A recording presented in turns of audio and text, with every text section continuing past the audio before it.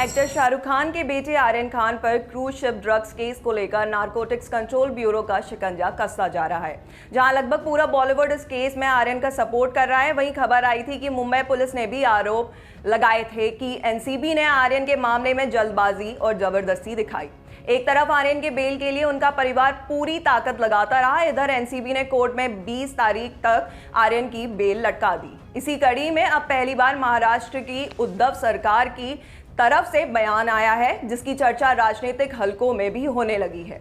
Hello, मैं हूं मेघना और आप देख रहे हैं daily buzz India. Aryan Khan पर नारकोटिक्स कंट्रोल ब्यूरो की कार्रवाई के बहाने महाराष्ट्र के मुख्यमंत्री उद्धव ठाकरे ने केंद्र की सत्ताधारी बीजेपी पर हमला बोला है और चुनौती दी है कि अगर हिम्मत हो तो महाविकास आघाड़ी सरकार गिराकर दिखाओ।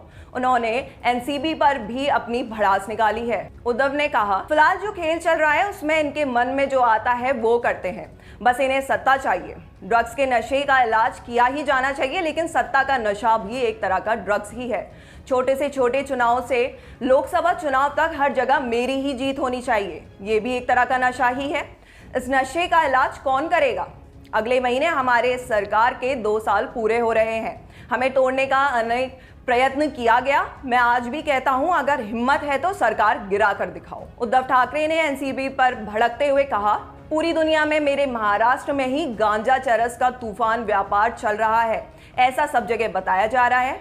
उन्होंने कहा, मैं फिर से बता रहा हूं कि जो हमारी संस्कृति है आंगन में तुलसी लगाने की है, लेकिन ऐसा नहीं है कि सिर्फ महाराष्ट्र में ये मिला है। खबर है मुंद्रा पोर्ट पर करोड़ों का ड्रग्स मिला।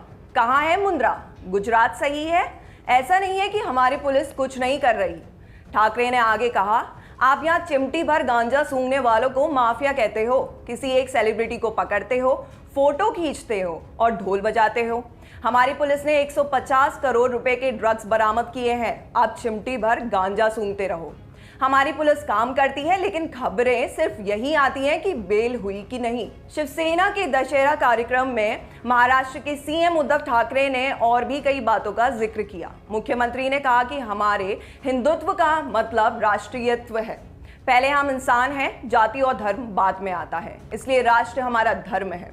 मोहन भागवत कहते हैं कि हमारे पूर्वज एक थे। ये अगर सही है तो लखीमपुर खीरी के मारे गए किसानों के पूर्वज क्या दूसरे ग्रहों के थे? महाराष्ट्र में कुछ हुआ तो कहा जाता है कि संविधान की धज्जियां उड़ाई जाती है, ये आरोप लगाए जाते हैं। सवाल है कि यूपी में जो हुआ उसे क्या कहेंगे?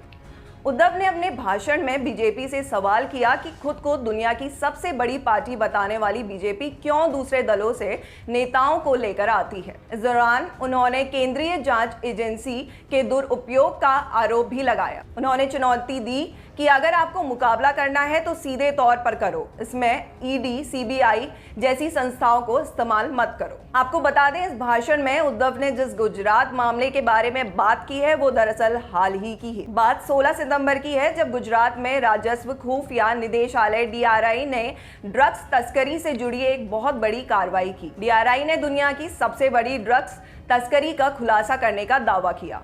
कच्छ के गौतम अडानी के स्वामित्व वाले मुंद्रा पोर्ट में हुई इस कार्रवाई में 1 नहीं 2 नहीं बल्कि 3000 किलो हेरोइन जब्त की गई थी। इंटरनेशनल मार्केट में इसकी कीमत करीब 9000 करोड़ से 21000 करोड़ तक बताई गई।